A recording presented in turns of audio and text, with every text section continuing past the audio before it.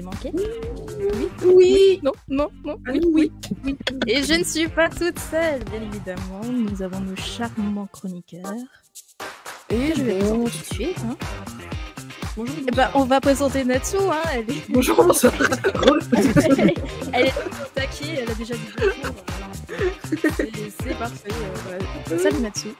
Salut, ça fait trop bizarre. Ça fait trop bizarre, surtout quand on prend en live. Ouais. Ça fait plaisir pour moi. Je suis du même avis. Et nous avons aussi Captain qui est là. Bonjour. Salut, ça fait longtemps, dis donc. Je sais même plus quand est-ce que c'était le dernier tournage ou le dernier live. Le dernier live, ça remonte, et le dernier tournage, ça remonte à juillet 2023. Remonte, donc ça remonte. Et nous accueillons aussi un petit nouveau qui s'appelle Simon. Salut tout le monde. Bonsoir Simon. Bonsoir Simon. Bienvenue à toi. Voilà, j'espère que vous êtes tous prêts à nous présenter vos magnifiques chroniques. Oui. Plus ou moins. On espère être prêts. Oui, je suis prêt. Oui. La motivation, oui, on voit que vous êtes prêts. Du coup, on est Lily. Et que tu prêtes Natsu. Oui, pardon, je disais bonjour à essayer à tout le monde. Oui. Au score. C'est à toi. Oui. Ok. Eh bien, bon, tout le monde, écoutez, si vous voyez un petit peu mon petit écran, j'ai 3 nouvelles de jeux à vous présenter aujourd'hui si j'ai le temps. La première, c'est peut-être un jeu que vous avez vu potentiellement passer, qui s'appelle Alka Est. Quelques petites news pour les personnes qui ne sont pas au courant également du prochain titre de Kingdom Come Deliverance 2 qu'on adore, et des petites nouvelles sur Tiny Glade qui commence à faire pas mal de bruit sur les réseaux sociaux et sur TikTok en ce moment en tant que jeu vidéo trendy, mais évidemment first thing first, vous voyez mon anglais a toujours pas évolué depuis la dernière chronique qui date d'il y a trop longtemps. Alors on va commencer par Alka Est, puisque c'est un jeu qui n'a pas de date de sortie, qui est un RPG d'action-aventure à la première personne, FPS, messieurs, dames, qui est autour du Dark Medieval Fantasy. Alors pourquoi est-ce que je vous en parle aujourd'hui ? Parce que le studio indépendant qui est derrière a très clairement mis quelques jeux qui étaient un peu leur principale source d'inspiration, notamment Dark Messiah, Might of Magic, Dishonored, Kingdom Come Deliverance, mesdames et messieurs, évidemment, et bien sûr The Witcher. Et c'est évidemment pas pour ça que j'ai envie de parler de ce jeu. Non, pas du tout. Non, pas du tout. The Witcher, c'est pas du tout un marque de fabrique. Alors qu'est-ce que c'est que ce jeu ? Alors déjà, si vous voyez les premières images qui passent, que ce soit sur YouTube ou sur le réseau, vous allez remarquer quand même qu'il y a peut-être pas mal de choses qui vont vous titiller un petit peu. Déjà, le fait que c'est un jeu médiéval fantasy, mais où il n'y a pas de magie à proprement parler. Donc, c'est-à-dire que ce que vous allez jouer comme personnage, c'est un... Alors, est-ce qu'on peut considérer ça comme un héros ? Le studio parle pas forcément d'un héros, mais d'un alchimiste qui va se battre pour prouver sa valeur. On est sur un royaume qui s'appelle Cadanor, dans lequel il y a des ombres, voilà, normal, dans Dark Medieval Fantasy, qui s'abattent sur ce royaume. Vous êtes le jeune fils d'un modeste seigneur, et pour devenir une personne, pour faire ton nom, eh bien, tu devras prouver ta valeur à force de sueur et de sang, enquêter sur des raids inhabituels de monstres, de gobelins à la frontière du comté, et eh bien, peut-être tuer autant de gobelins que tu peux. Voilà, donc c'est pas non plus un scénario hyper poussé, mais le fait que tu te battes avec du matériel alchimique, avec des épées, etc., sans magie, tout en étant un FPS, et ben c'est quelque chose moi que j'attends avec pas mal d'impatience, quoi. J'attends avec beaucoup d'impatience. Toi, tu veux tuer que des gobelins, toi. Alors moi de base, j'ai vu ce jeu, je me suis dit vas-y, ça ressemble un peu à du The Witcher à la première personne, ça me tente. Après on me dit il faut que tu forces un peu à tuer des gobelins, je fais bon écoute, un de plus, un de moins. En plus de moi, mais en vrai, je sais pas, moi ce jeu franchement en fait c'est un RPG FPS solo. Donc je sais pas, moi il me donne envie, c'est très... En fait, moi il y a un truc, c'est que The Witcher, je l'attendais vraiment à la première personne, et j'ai l'impression d'avoir trouvé le jeu équivalent qui va sortir. sauf que j'ai pas de magie. Mais il y a quand même de l'alchimie, quoi. Donc, je sais pas, moi, je le trouve très, très sexy comme jeu. Voilà. Waouh. Sexy, Ouais, carrément. ouais, je dis les mots, ouais, je dis les termes. Ok, dis les termes, c'est ce qu'on veut. Je sais pas si vous, en tout cas, les RPG première personne, il y a quoi? Il y a... mince, qu'est-ce que j'allais dire? Il y a quoi? Il y a... Skyrim 2, Daggerfall. Skyrim? Ouais, Skyrim. Alors, on voit que quelqu'un regarde Mister FMV ici. Oui, il y a les Skyrim. effectivement. Ouais, effectivement, il y a les Skyrim. Mais pas avec ce type de... Effectivement, pas avec ce type de... Non, pas avec ce type de graphisme quand même. Et puis surtout le RPG, plus Geralt de Rive, etc. On est plus habitué à un TPS parce qu'on incarne le personnage d'une histoire. Et là, c'est nous le propre personnage du FPS. En soi, c'est un peu comme du Skyrim, mais sauf que Skyrim... Oh, attends, est-ce que je vais jouer en TPS, moi? Je réfléchis si je le fais en FPS ou TPS. En fait, ouais. Oui, bah, tu peux le faire dans les deux modes. Mais moi, j'ai toujours été un peu plus TPS pour le côté je vis l'histoire d'un personnage, moi. C'était pas moi le héros, c'était moi. Ouais, aussi, c'était pour la FOV. C'est vrai que les derniers RPG première personne, c'est Skyrim et peut-être Daggerfall si vous suivez Mister MV ou d'autres.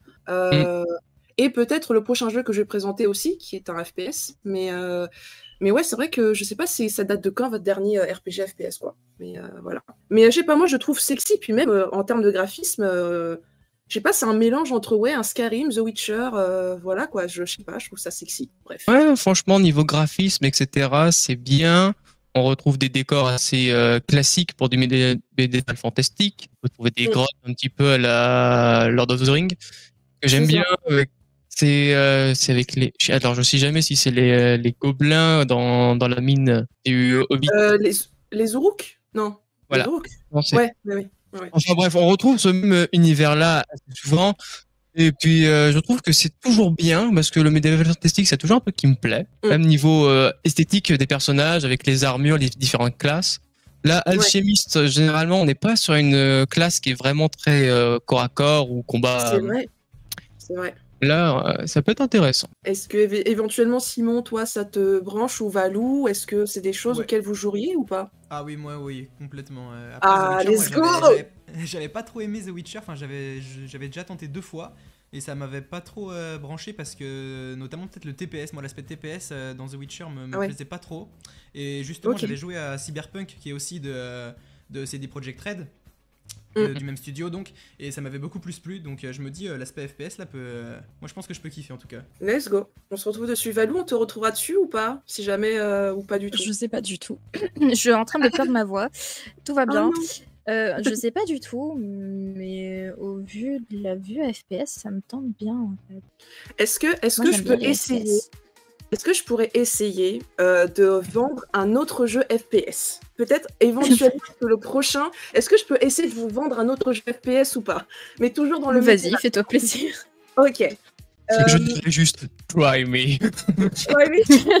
On va tester avec le prochain jeu qui est aussi un jeu en première personne qui est du médiéval, mais pas du dark médiéval et certainement pas du fantasy.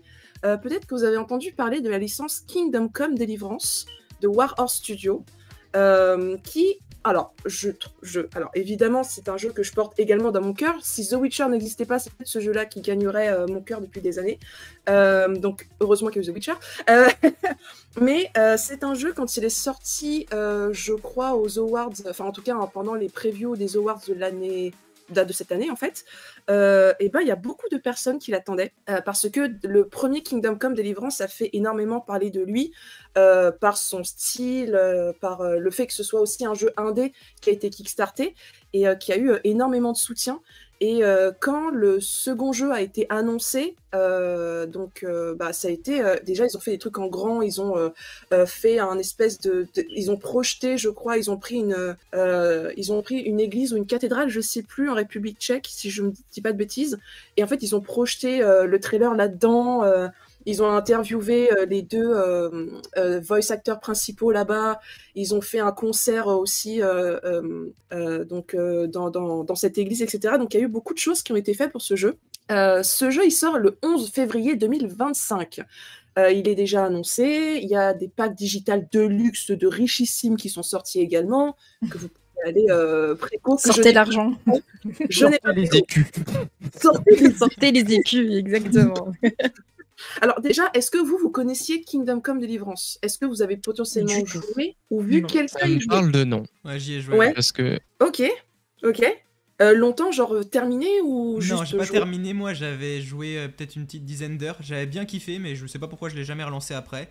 Mais ouais, faudrait que je le refasse. Après, je sais pas si tu l'as dit, mais est-ce que c'est une suite directe au premier ou pas, le 2? Oui, ouais, bah faudrait que je le finisse, mais faudrait que je finisse le premier, mais ouais, le deuxième m'intéresse pas mal. Du coup, c'est qui avait entendu parler? C'est Captain aussi, c'est ça? C'était moi, je connais de nom parce que ça me parle vraiment beaucoup. Mais sinon, j'ai jamais vu vraiment de gameplay ni de playthrough là-dessus. Du coup, j'attends de voir. Hein. Ok. En fait, moi, j'entends souvent des choses, j'entends souvent des gens parler. Mais à chaque fois, je suis pas du genre à me dire bah vas-y, séduis-moi, vas-y, parle-moi de ton jeu, vas-y, je vais le découvrir. Non, c'est que moi, il faut vraiment me mettre dedans pour que je comprenne. Ok. Pour mettre des images. Faut le jeter dedans. Non, ça me parle pas du tout. Ok. Donc ça veut dire qu'il faut que j'achète le jeu à Captain et à Valou, du coup, c'est ça que ça veut dire. Après, si tu m'achètes le jeu, je le prends. Oui, mais est-ce que tu vas jouer, du coup? Non, parce que sinon, j'ai bien l'impression sûr que j'ai pas besoin de lui acheter le jeu parce qu'il va peut-être le prendre, mais... Ah ouais. Mais oui, du coup, Simon. Alors, effectivement, Simon, tu as bien fait de me remettre sur le droit chemin par rapport à ce jeu. C'est une suite directe.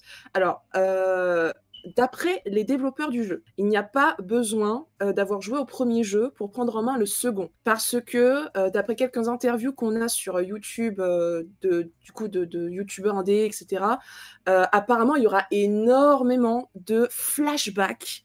Bon, c'est un peu chiant, mais il y aura apparemment énormément de flashbacks au début du deuxième jeu pour faire comprendre aux gens les enjeux, en fait, du personnage principal. C'est pas d'ailleurs Henri de Scalis. Donc, il n'y aura pas besoin d'avoir fait le premier jeu, de l'avoir terminé. Je sais pas si ça te rassure, Simon, ou si ça rassurera des personnes dans le chat, etc. Mais voilà, vous n'avez pas besoin d'acheter le premier jeu. Par contre, Simon, je pense savoir pourquoi est-ce que tu n'as peut-être pas fini le premier Kingdom Come. Potentiellement à cause des bagarres, de la bagarre à l'épée. Parce que lent, la bagarre, parce que la signature... Ouais, en fait, c'est long. C'est long, c'est assez compliqué de prendre en main, parce que pour les personnes qui ne savent pas, Kingdom Come Deliverance a mis un point d'honneur sur le côté très historique de leur jeu. C'est pour ça que je ne parle pas d'un médiéval fantasy, mais d'un jeu médiévalisme dans lequel il n'y a pas de magie, il y a de l'alchimie, mais c'est en mode un herboriste qui fait ses popos, quoi. Et on est vraiment dans la vie de la bohème au temps médiéval. Et c'est très... voilà, tout est fait pour ressembler à ce que ça pourrait être à l'époque. Et c'est vrai que les combats aux armes sont vraiment copiés sur des styles réalistes de combat. Alors peut-être pas tous, hein, évidemment, mais il y a eu un point d'honneur là-dessus, et c'est vrai que le combat, c'est pas facile à prendre en main sur le jeu. Donc c'est peut-être ça, Simon. Moi, je parie un peu là-dessus. Il y a peut-être de ça, je pense. Enfin, ça fait un moment, mais ouais, je pense. Donc c'est... Voilà. Alors, je vais juste citer, pour éviter de faire une rubrique trop longue, les grands points de la nouveauté de Kingdom Come Deliverance 2, parce que c'est bien de lancer un deuxième jeu, et pourquoi faire? Bon, déjà, pour avoir la suite de l'histoire de Kingdom Come Deliverance 1, pour les gens qui n'ont pas fini de jouer ou qui vont peut-être aller voir des let's play, je vais pas trop spoiler, mais à la fin de l'histoire, le personnage principal s'associe avec un grand personnage royal, on va dire, du jeu, et ils vont aller chercher quelque chose. Et pour ça, pour aller chercher ce quelque chose, il faut qu'ils se déplacent dans une autre ville. Dans le premier Kingdom Come, on avait une map très village de la Bohème. La Bohème, c'est un mélange entre Pologne, République tchèque, Allemagne, tout ça. Enfin, c'était un mélange de plusieurs zones. Et voilà, du coup, il y a un moment donné où tu te fais, bon, de passer d'un village, il faut peut-être voir plus grand. En tout cas, c'est ce que se sont dit les développeurs. Ils se sont dit, dans le second jeu, on va tout simplement faire déplacer les personnages dans une ville, une grosse ville médiévale avec des fortifications pierre, tout ça. Donc on sera plus sur des petits villages derrière des troncs, des machins tout en bois. On part sur une ville qui est très connue à la Bohème à cette époque. Alors, vous m'excuserez pour les gens, je parle pas trop la langue, ça s'appelle Kutna Hora. En allemand, ça se dit Gutenberg. Alors pas Gutenberg, mais Gutenberg, qui est apparemment la seconde ville la plus riche de l'époque de la Bohème à cette époque. C'est-à-dire que c'est littéralement la banque de la Bohème. Parce qu'il y a des mines d'argent à cette époque qui ont été découvertes là-bas depuis plusieurs années. Et les mines d'argent, on en fait quoi? On en fait de la... Voilà, exactement. Merci beaucoup. On en fait de la monnaie. Et donc, la monnaie, il fallait que ça passe par plusieurs personnes déjà pour être frappé. Et Gutenberg était apparemment le dernier... voilà, la dernière zone pour la dernière frappe de la monnaie. Donc, c'était vraiment la banque. C'était un peu le New York City de l'époque, quoi. Ouais, c'était... Ouais, la banque nationale de la pays, avec la banque de la monnaie, là, Casa de Papel. C'est exactement ça. C'est exactement ça. C'est vraiment la ville de la monnaie, des banques, des affaires, des nouveaux traités, etc. Donc, tout ce qu'il y a d'argent à se faire, c'est là-bas que ça se fait. Et pourquoi est-ce que c'est rigolo? Parce que dans Kingdom Come Deliverance, eh ben, vous pouvez très bien voler des gens. Vous pouvez mal parler à des gens, vous avez des choix moraux qui seront mis à l'épreuve, vous pouvez être corrompu ou vous pouvez corrompre des gens. Donc quoi de mieux que se faire de l'argent dans une ville qui est déjà corrompue par l'argent? Voilà. Donc, grosso modo, on a vraiment un espace dans lequel le personnage va devoir faire un peu attention à ce qui se passe. Parce que si on vole de l'argent et qu'on se fait prendre à l'époque médiévale, bon bah disons que vous volerez plus grand-chose, quoi. Voilà, donc de nouvelles quêtes, de nouveaux lieux, des nouvelles romances, bien sûr. Ce serait pas Kingdom Come Deliverance, sinon. Et puis des nouvelles armes. Parce qu'à cette époque, à l'époque où le jeu va se passer, de Kingdom Come, eh bien, il y a des prémices d'armes à feu qui arrivent.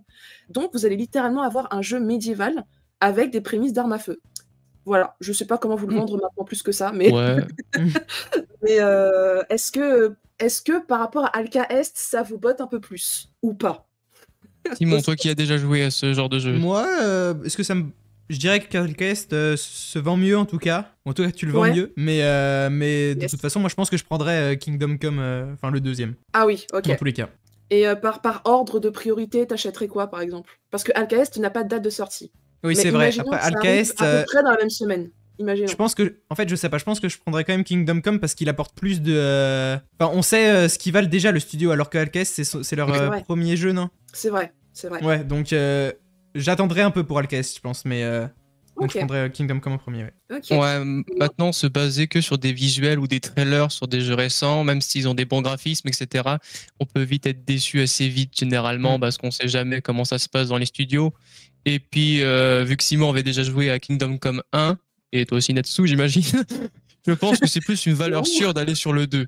C'est vrai. Mais c'est sûr que quand tu passes de village au 1 à la ville pour pouvoir investir dans le 2... C'est exactement ça. Oui, vous, j'aime l'argent. Mais qui n'aime pas l'argent? C'est vrai. De fou. Pardon, excusez-moi, c'est pas du tout sur lequel je voulais aller. Toi, Valou, est-ce que t'en as un des deux FPS qui te branche ou pas, au moins comme ça? Bah déjà que je connais pas les deux. Ouais. Je perds encore ma voix. Super. Donc je sais pas du tout.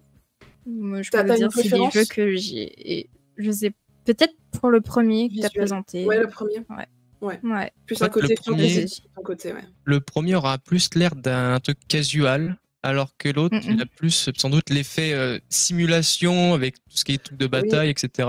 J'en pense souvent quand on parle de combats médiévaux. Alors, je vais pas dire For Honor parce que c'est vraiment différent, mais plus Mordo, Chivalry. Mordo, ouais. Vraiment comme ça. Ouais, c'est ça. C'est vraiment un public qui est vraiment très présent généralement sur ce genre de jeu pour le type de bataille, le démembrement, etc. Bon, j'en passe. Mais c'est sûr que ces mécaniques de compas. C'est des petits ronds. Mais c'est sûr que ce genre de mécanique, c'est un public. Hein. Et je pense que c'est surtout tout ce qui est social et pouvoir faire des rencontres qui peuvent attirer plus de personnes. Ah oui, non, mais là, les rencontres, il y en aura un. Ouais. Avoir des relations avec les gens. Est-ce que, du coup, j'ai un dernier jeu peut-être à vous présenter maintenant que je vous ai présenté mes jeux de cœur. Est-ce que éventuellement je peux avoir la troisième chronique ou on passe à quelqu'un d'autre? 6 minutes. Je sais pas, Valou. Eh ben 6 minutes, c'est parfait. Pour ma dernière chronique, je vais vous parler d'un jeu qui a une tendance en ce moment, notamment sur TikTok et sur... alors Reddit, je ne sais pas, mais en tout cas sur TikTok, quand vous avez éventuellement votre algorithme qui est posé sur jeux vidéo et potentiellement jeux vidéo cozy and chill, il y a peut-être un jeu qui a dû popper dans vos pages de pour toi qui s'appelle Tiny Glade, qui est un jeu indé qui a été développé par 2 personnes et qui en ce moment, effectivement, comme je disais sur TikTok, qui a énormément fait parler de lui parce que c'est un... Alors, comment est-ce que je peux décrire ça? Si je vous demandais, là, à vous 3, de me donner un nom de jeux vidéo où les constructions sont infinies. Est-ce que vous aurez un titre de jeu vidéo en tête? Minecraft, où les constructions sont infinies. Merci. Wow. Oh, le blanc était terrible. C'est la réflexion, on était en train de réfléchir. J'étais en train de me dire, attends, elle parle de construction préfaite ou de construction bloc par bloc? Parce que bloc par bloc, c'est Minecraft. Mais des constructions, je pensais à Valheim, je pensais à tous les trucs de building, de survie.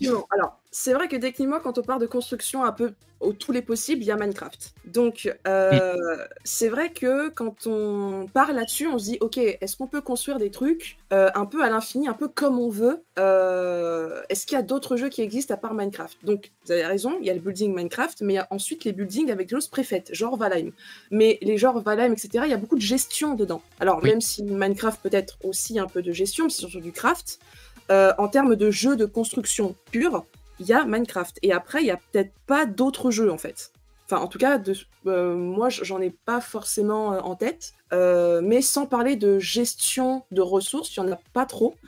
Et du coup, ce qui fait que ces jeux-là ont tendance un peu à être un peu stressants. Parce que faut avoir déjà tous les blocs qu'il faut, il faut avoir la bonne pioche, il faut avoir la bonne pelle, il faut avoir la bonne zone, il faut avoir le bon machin, et puis vas-y, va taper 1000 arbres, et puis après, va reprendre 4000 cailloux. Bon, il y a un moment donné, il y a quand même un moment dans ce genre de jeu où tu peux pas t'empêcher d'être fatigué, d'aller piocher de la ressource, de construire un bloc par bloc ou de faire des trucs. Même si c'est le but. Enfin, en tout cas, qu'on soit d'accord. Donc, pour les personnes qui voudraient être dans la création pure et qui aimeraient être surpris par des constructions en temps réel. Et quand je parle en temps réel, c'est temps réel, genre pas attendre d'avoir 1000 bois pour faire un mur, ok? Eh bien, je vous conseille d'aller soit acheter ou d'aller vous télécharger la démo de Tiny Glade, qui est un jeu de construction sans ressources, sans gestion, sans ennemis, sans rien, juste de la construction pure et dure, avec des matériaux à prédisposer et avec du coup le calcul en temps réel qui vous permet de montrer juste une construction en temps réel de choses en fait. Alors peut-être que je l'explique très très mal, mais il vaut mieux avoir des images. Donc voilà où vous pouvez regarder sur YouTube, il y a énormément de démos qui sont que ce soit sur TikTok, que ce soit sur YouTube, sur Reddit.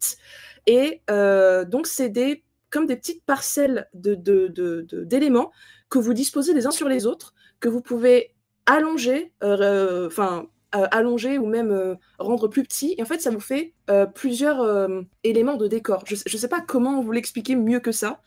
Faut peut-être l'avoir en main pour que ce soit un peu plus clair, mais disons que c'est vraiment un espèce de diorama procédural. Voilà, j'ai pas trouvé de meilleurs termes pour expliquer ça.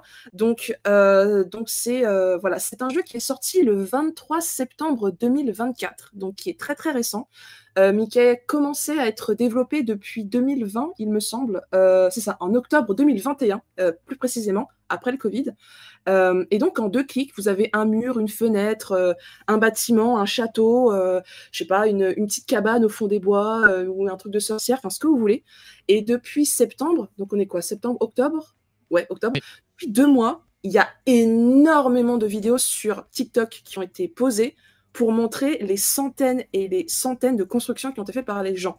Et du coup, vous pouvez avoir des choses comme, je sais pas, vous pouvez déjà avoir du SNK. Il y a quelqu'un qui a reconstruit en fait la ville de Attack on Titan. Il y a des gens qui ont reconstruit Poudlard, donc de Harry Potter, qui ont reconstruit des zones du Seigneur des Anneaux, qui ont reconstruit des châteaux de Elden Ring. Enfin, il y en a vraiment de tout, en fait. Il y a vraiment de tout. Et c'est hyper satisfaisant de voir les résultats en temps réel de ce que vous posez comme élément. Et moi, je vous le conseille parce qu'il est cosy, il n'y a pas de stress à avoir, et vous avez des possibilités infinies de créer vos propres univers ou de créer des choses que vous connaissez déjà. Donc, alors ça paraît très médiéval, mais ne vous laissez pas... voilà, soyez pas trop surpris, sachant que vous pouvez changer les couleurs des murs, et vous pouvez très bien faire des maisons un peu dystopiques. Je sais pas s'il y a moyen de le montrer sur YouTube, mais il y a une personne sur Reddit qui a réussi en fait à faire une ville un peu dystopique, très grise, très stressante, avec un lore, etc. Peut-être que je donnerai à la régie plus tard pour le montrer sur la VOD, je sais pas. Mais voilà, il y a des possibilités vraiment infinies et pas que médiévales. Et donc moi, je vous conseille vraiment de prendre la démo, parce que c'est très très satisfaisant comme building en fait. Voilà. Donc voilà, Valou, le chat, voilà, l'audience, n'hésitez pas, c'est vraiment très très cool. Et c'est plutôt très très simple à prendre en main. Voilà. Ouais. Et puis si vous avez envie de construire des maisons, allez-y. Hein. Oui. Ouais, faites-vous plaisir. Sur des maisons, des châteaux. Non, c'est très très sympa. Et au niveau des couleurs, de la lumière et de l'ambiance, c'est quand même pas mal foutu, pas mal bien foutu. Et non, franchement, je vous le conseille. En vrai de vrai, faites-vous plaisir sur la démo, je pense que vous serez surpris, en vrai. Oui, je pense que c'est un petit jeu pour, pas forcément, je pense plus pour les gens qui sont pas très dans les trucs qui durent très longtemps, notamment les jeux de survie comme j'aime bien, ou les jeux compétitifs. C'est très bien pour se détendre, pour pouvoir faire parler un petit peu son imagination, pour faire ses créations. C'est sûr que moi, j'en ai fait quelques-uns des buildings sur Valheim, et pour Gazer, j'allais dire. Pour récupérer des ressources, tout crafter et que ça s'emboîte bien. C'est ça, c'est chiant. En fait, c'est ça qui est chiant, c'est que t'as tout, tu dois faire que je vous montre ce que j'ai build une fois, mais ça m'avait pris 5 ou 6 heures. Et ça fait vraiment petit, mais là pour le coup, je pense que à jouer et à regarder, on se met ça pendant 15 minutes avec de la musique chill, lofi ou je ne sais quoi. On s'endort parce que ça doit être, ça a l'air. Déjà, c'est super agréable à regarder. Et puis, agréable à regarder. Vraiment, même niveau graphisme, je sais pas, je pense que c'est du Unreal le moteur, j'imagine. Alors non, c'est pas du Unreal. Désolé, je crois que non. En fait, j'avais l'info et je sais plus pourquoi je ne l'ai plus, mais j'avais l'info, mais c'est pas du Unreal, il me semble. Donc faudrait que je revoie, mais non, il me semble que c'est pas du Unreal. Enfin, je crois. Mais en tout cas, ça a l'air très beau. J'aime bien la patte graphique. Ce côté pastel et tout. C'est très sympa. Beau. Ouais, toi, Valou, ça te dirait de le faire? Peut-être, éventuellement? Bah, peut-être, éventuellement. En démo, à voir, il faut que je télécharge, vu que c'est en démo. Après 8 défaites sur Valorant. Oh je ne joue plus à ce jeu, arrête. Non mais c'est bien, Valou. C'est vrai qu'après une game de Valo, tu fais, il faut que je me mette sur un autre jeu, tu poses Tiny Glade, et il y a un moment je ne joue plus à ce jeu. Non, mais si jamais ça te reprend, mets-toi sur Tiny Glade, même la démo, je te jure que tu commences à recroire, t'as l'espoir en l'être humain, c'est vraiment un truc de fou. Je te jure, ce jeu, je pense qu'il peut faire signer des pactes de paix, je pense. Ouais, on verra ça. Ce jeu peut sauver l'humanité. C'est ce qui est remarqué en commentaire. Exactement. Bon, j'essaierai, je téléchargerai la démo et quand je jouerai à un jeu qui rage, je mettrai à côté le jeu. Ouais. Tu m'en diras des nouvelles. Respire. S'il te plaît. Jouer à un jeu des nouvelles. En gros, quoi. Tu me partageras des Je te dirai des nouvelles. Et du coup, merci Natsu pour avec plaisir. Avec plaisir. Et on va passer à Simon avec sa chronique cinéma. Okay. Simon. Alors, je vais donc commencer par vous présenter les sorties ciné du mois, donc du mois d'octobre. Et je vais commencer par le film que tout le monde attendait, j'imagine, Joker Folie à 2, donc qui est la suite directe du premier film Joker, donc qui racontait l'histoire d'Arthur Fleck, donc un dangereux tueur psychopathe, mis dans la société et qui devient le plus grand ennemi de Batman par la suite. Le deuxième, il est toujours écrit par Todd Phillips et réalisé par lui-même également. Donc c'est un film de Warner et DC. Donc le synopsis, c'est en 1983, donc on va être 2 ans après le premier. Il est interné à l'hôpital psychiatrique, donc l'hôpital psychiatrique d'Arkham, c'est vrai. Il attend son procès et un autre membre de l'établissement, donc une femme, va se montrer fascinée par lui. Et donc les deux vont se rapprocher petit à petit. Et dans leur folie commune, ils vont trouver un rapprochement, donc la musique. Donc ça va être une comédie musicale finalement, ce film. Et pendant ce temps-là, donc on va avoir les partisans du Joker qui vont afficher son soutien pendant son procès. Donc au niveau des acteurs, c'est toujours avec Joaquin Phoenix dans le rôle du Joker. Lady Gaga, c'est un plus pour la musique quand même, c'est une comédie musicale, donc avoir une bonne chanteuse, ça va aider. Lady Gaga qui va jouer donc sa femme, enfin ça a bien aimé. Et il y aura aussi des gros acteurs comme Brendan Gleeson ou encore Catherine Keener qui vont s'ajouter au casting. Donc voilà, c'est Joker Folie à 2, c'est sorti le 2 octobre. Et malheureusement, par contre, au niveau des avis, c'est vrai que c'est assez partagé. Il y a même beaucoup de critiques négatives sur le film. Donc moi, je sais pas, je l'ai pas encore vu. Je comptais le voir la semaine prochaine, mais on va voir, à voir en vrai. Mais c'est vrai que ça donne pas envie de voir quand on voit les avis, mais il faut se faire son propre avis. Et donc je vous conseille d'aller le voir. Je sais pas si vous avez envie d'aller le voir. Captain, je sais pas si t'as... Pardon, excuse-moi. La date, pardon, j'ai pas capté. C'est sorti le 2 octobre, donc c'est sorti ce mercredi en fait. Ah oui, ok. Ouais. Intéressant. Okay. Oui, il est sorti qu'il y a que 4 jours. Ouais, mercredi. Ouais. Je sais pas si ça vous donne envie. Je sais pas si le film vous donne envie, vous, ou pas du tout.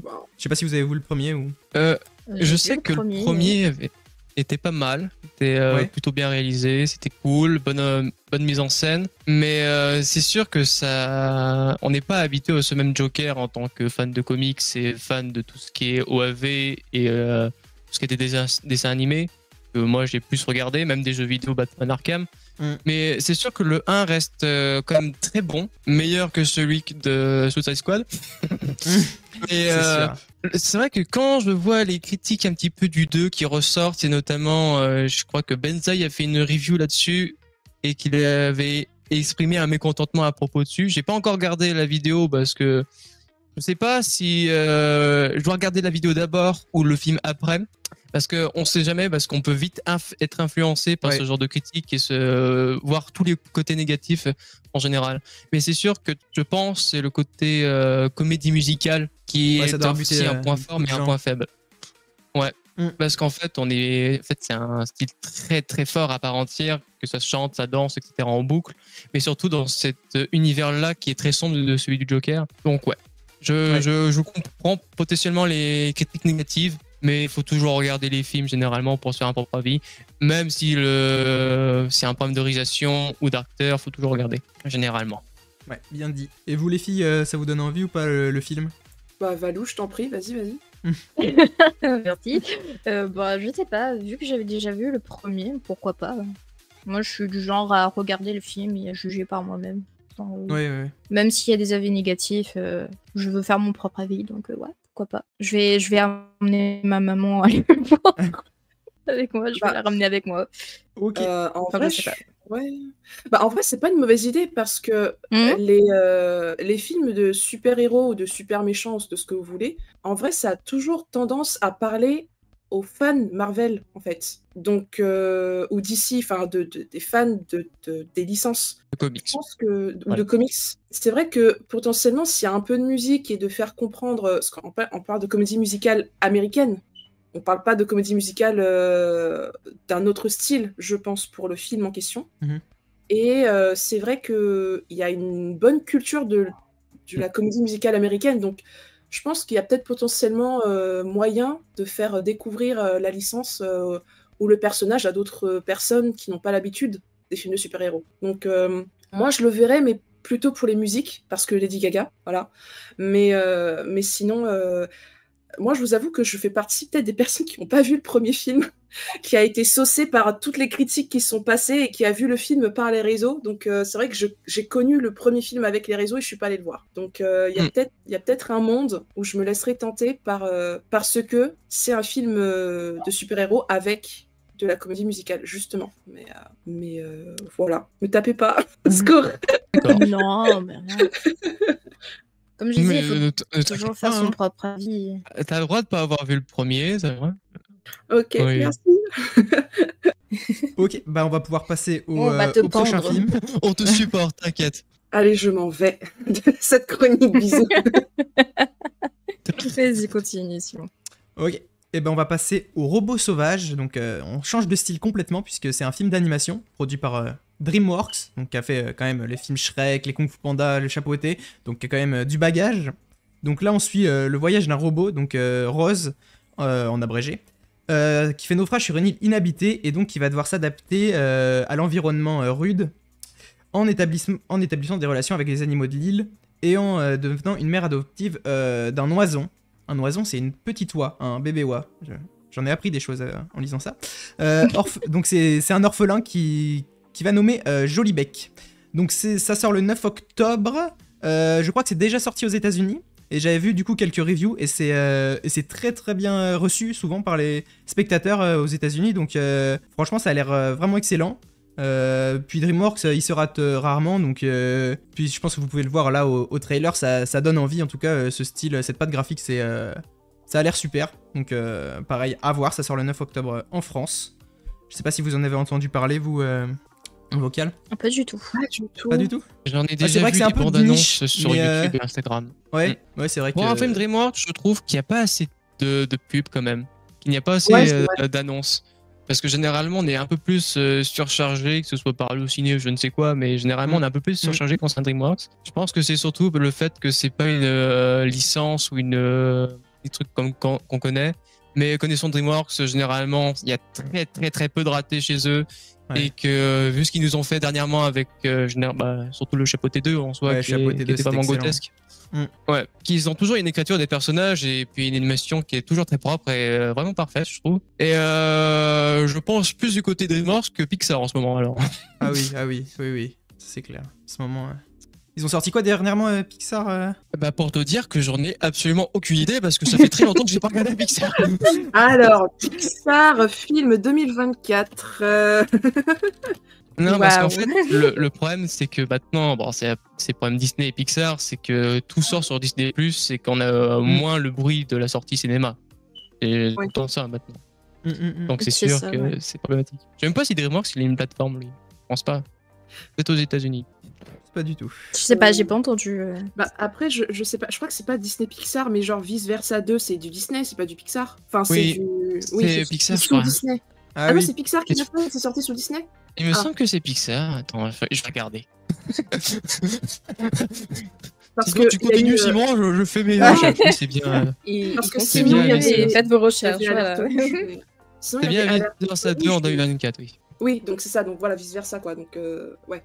Mais oui, bah, je sais pas. Ah si, je crois qu'il y a un Toy Story qui est en travail. Ou un Cars. Ah oui, mais un truc du genre. Ouais, Toy Story. Et tu sors maintenant 5, ouais. C'est le 5. Je crois que ça va être le 5, ouais. Et il y en a 2 qui va sortir, mais sous Disney. Comment t'as entendu parler du film, toi, du coup, Simon? Là, du robot sauvage? Comment j'en avais entendu parler? J'avais... je crois que c'était un streamer à la base, j'avais entendu ça de je sais plus quel streamer et j'avais été me renseigner. Mais c'est vrai que du coup, c'est pas du tout par rapport à la com de DreamWorks en fait, donc c'est vrai que... Je sais pas trop comment les gens en entendent parler parce que c'est vrai qu'ils font pas trop ils capitalisent pas trop là-dessus, donc je sais pas. Moi personnellement, quand je vais sur Instagram, j'ai des pubs généralement, ça peut être des trucs comme Temu, j'en ai marre de ça, soyons honnêtes, mais aussi j'ai des pubs pour des films d'animation qui sortent récemment. Ça peut être des films qui vont être très mal accueillis par la critique, mais il y avait notamment celui-là qui était venu et c'est une semaine ou 2 semaines après, il y a eu celle sur YouTube, du coup je pense que c'est Instagram qui fait leur propagande. Oh, ça y est, on le communisme.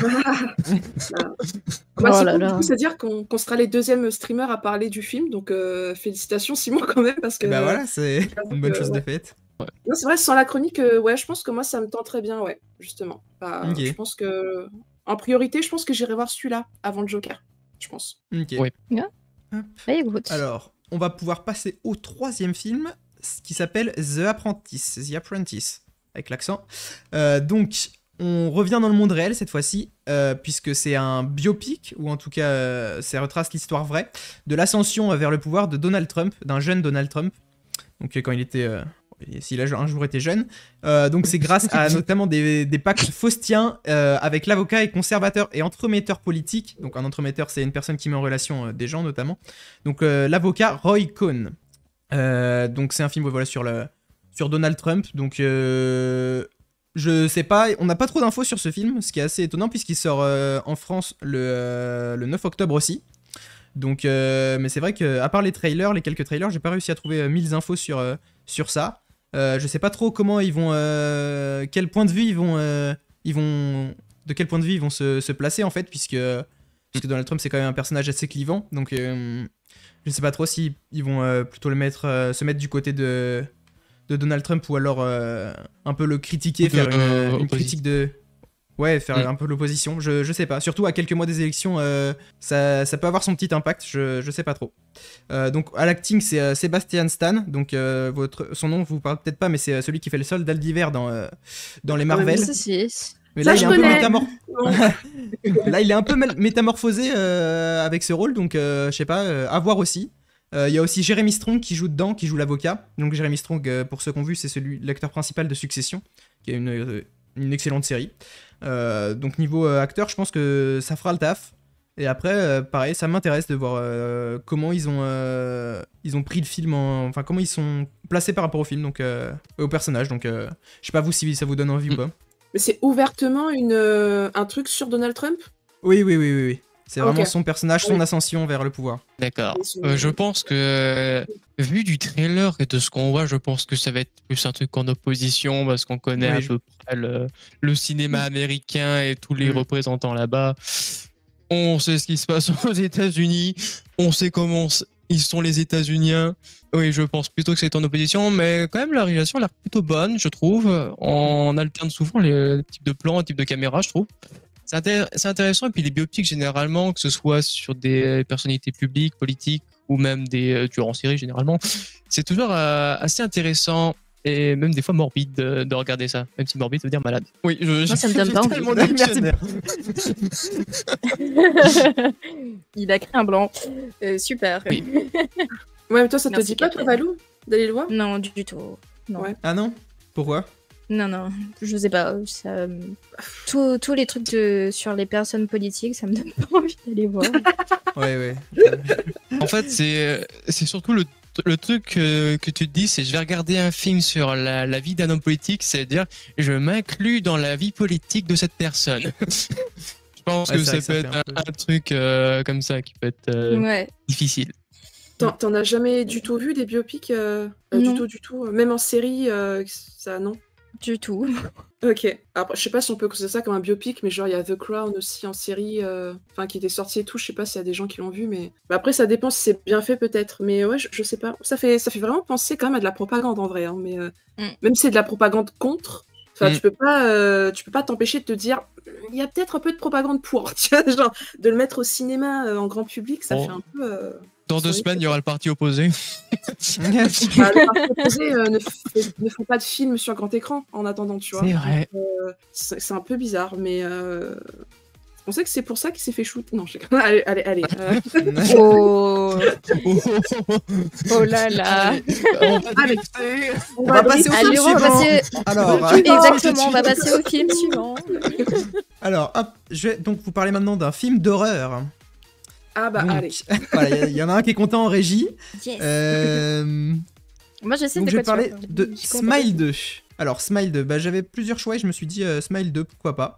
Après j'ai pas vu le 1 moi, donc je parle un peu sans savoir, mais Smile 2, donc ça va être à l'aube d'une nouvelle tournée mondiale, donc il y a une star de la pop qui se met à vivre des événements terrifiants, qui va être submergée par la pression de la célébrité et avoir un quotidien qui bascule de plus en plus dans l'horreur. Donc elle va être forcée de se confronter à son passé pour tenter de reprendre le contrôle de sa vie avant qu'il soit trop tard. Donc par rapport au 1, au niveau des acteurs, donc on a toujours Kyle Gallner qui va jouer le personnage de Joel, pour ceux qui ont vu. Et Naomi Scott cette fois-ci jouera l'actrice principale. On a aussi Rosemary DeWitt. Et Naomi Scott, je crois que... Attendez, je regarde en même temps. Elle avait joué dans pas mal d'autres films aussi. Je m'informe pas avant, moi c'est bien. Ce nom me dit un truc. Naomi Scott, elle avait joué dans... Oui, voilà, Aladdin, c'est ça, merci. Et dans Seul sur Mars aussi. Mais oui. Oui. Je vois. Oui, c'est bien. Donc voilà, c'est film d'horreur. Après moi, je sais que je suis pas fan des films d'horreur, mais je sais pas si j'irai le voir en fait, Smile 2, mais il donne quand même un peu envie le trailer, donc à voir, je dirais. Je sais pas ce que vous en pensez. Est-ce que on pourrait me redonner c'était quoi le problème du sourire? C'était quoi de base désolé, hein, je m'informe aussi en même temps, mais c'était quoi le synopsis de base? Ouais, pourquoi le smile et tout, je comprends plus exactement c'était pourquoi. Alors c'est là que je me dis que j'aurais peut-être dû parler d'un film où j'avais vu le premier avant. C'est dans le premier. Non mais la régie, sinon si la régie l'a vu. La régie, est-ce que la régie l'a? Je crois qu'il... Ouais. Est-ce que c'est une question de dentiste? Ah non, pas du tout. Non. Ah. C'est une entité, en fait. Alors, le synopsis du 1. Ah, il t'entend pas, d'accord, merde. Il sait pas du tout, donc Tristan, il pense que c'est juste un synopsis qui a été imaginé comme ça, sans raison, mais on n'a pas plus d'infos, donc par la régie. D'accord. Et du coup, le sourire, c'était une entité qui fait sourire tout le monde et qui fait peur à tout le monde. D'après le synopsis du premier film, après avoir été témoin d'un accident traumatisant impliquant l'une de ses patientes, la vie de la psychiatre Rose Carter tourne au cauchemar. Terrassée par une force mystérieuse, Rose va devoir se confronter à son passé pour tenter de survivre. Donc oui, on est sur des trucs post-traumatiques et surnaturels. Ok. C'est un trauma. Ok, très bien. Mais je l'avais noté, en fait, je suis con, quoi. Bon, je suis pas malin. Ne t'inquiète pas. Bon. T'inquiète, ok. Donc c'est un stress, enfin c'est un truc post-traumatique, ok. Ouais. Et le 2, c'est sa vie d'après. Enfin, on suit le même personnage du coup. Non, il y a un personnage on le suit toujours. Par contre, l'actrice principale, Naomi Scott, elle, c'est pas le même personnage. D'accord, ok. Ouais, c'est à nouveau, ouais. Ok. Et ça sort bientôt, c'est ça? Ça sort le 16 octobre, donc d'ici 10 jours. Moi, j'irai pas le voir seul, c'est sûr.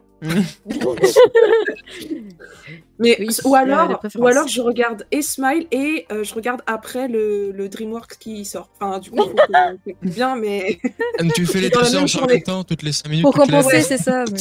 Exactement, mais sur la même journée, hein, vraiment, genre. Ouais. Mais allez, continue, je t'en prie. Simon.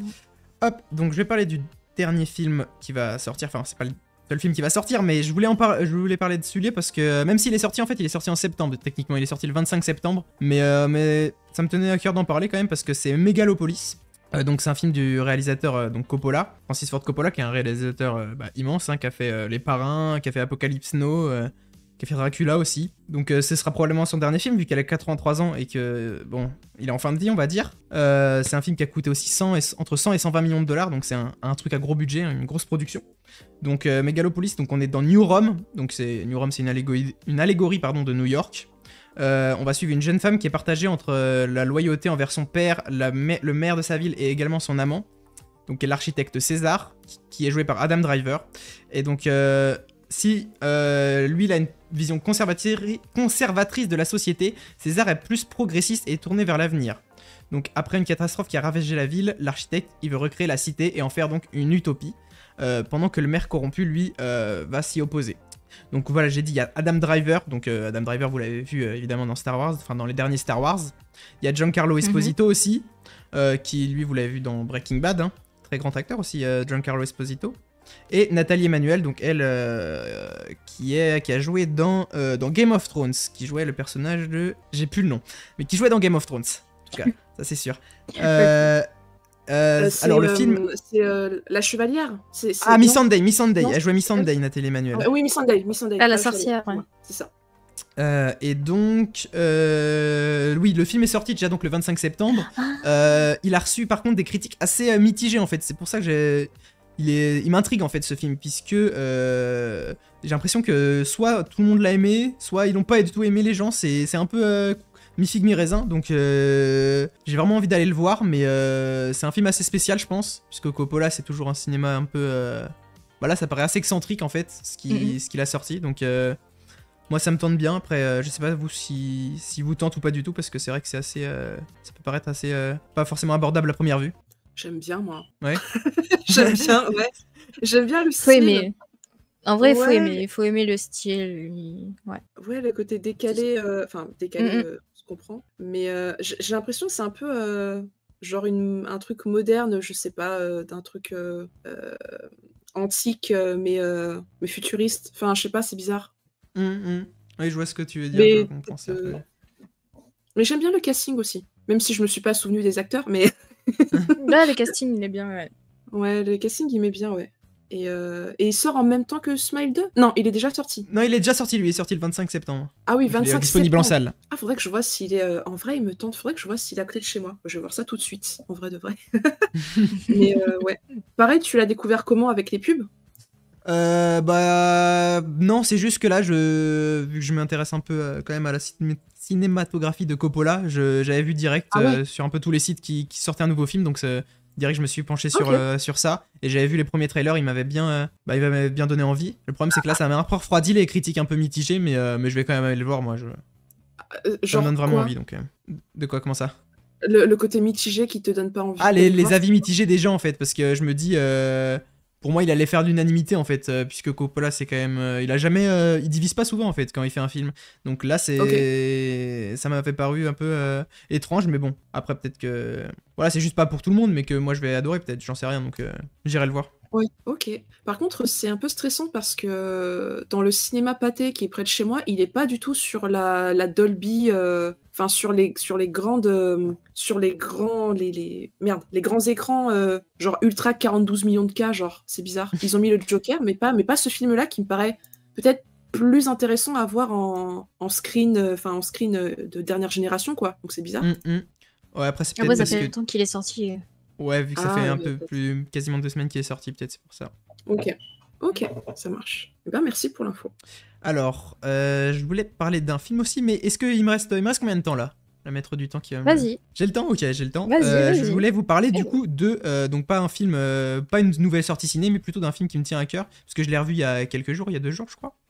Donc qui est Furiosa, Mad Max Story, donc qui est un préquel et aussi un spin-off de Mad Max Fury Road pour ceux qui l'ont vu.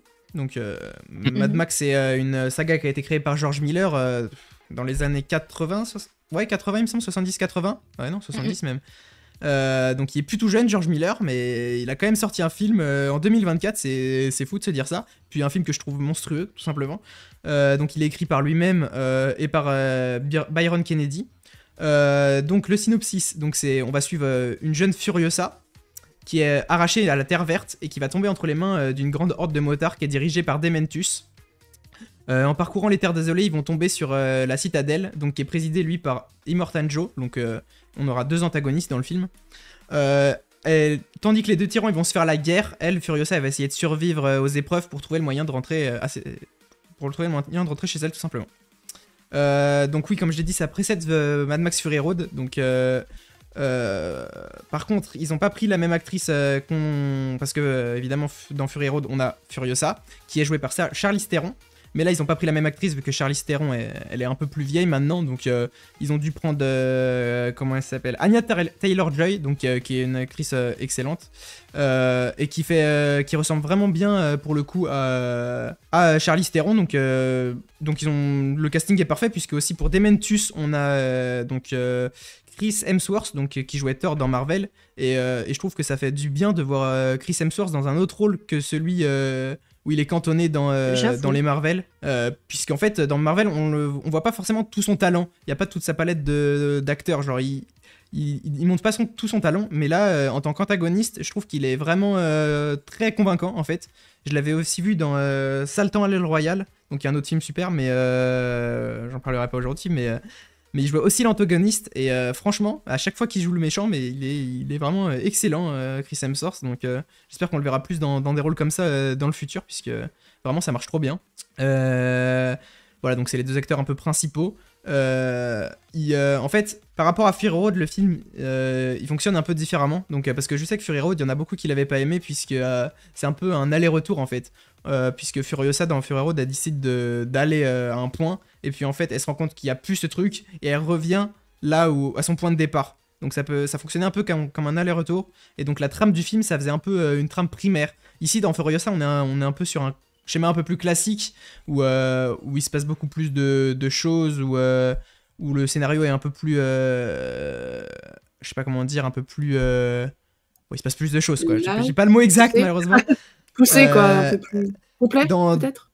Ouais, complet voilà. Dans le message du film aussi c'est différent, puisque dans Mad Max Fury Road, George Miller il décide un peu de critiquer le patriarcat et les dérives du capitalisme. Bon là il y a toujours cette notion de critiquer le patriarcat, mais c'est surtout c'est plus un film féministe je pense, Furiosa, puisque j'ai noté pourquoi d'ailleurs. Ouais non, c'est plus la critique d'un système misogyne en fait, par le biais notamment des je sais plus comment ils s'appellent les hommes blancs. Ah, j'ai plus le nom. Immortal Joe, il y a 2 jours le film. T'as dit quoi, Captain? C'est Immortal Joe, le patron de... Voilà, c'est de la clique, on va dire, d'Immortal Joe. C'est un peu... tout ce truc-là, c'est un peu voilà, critique du patriarcat.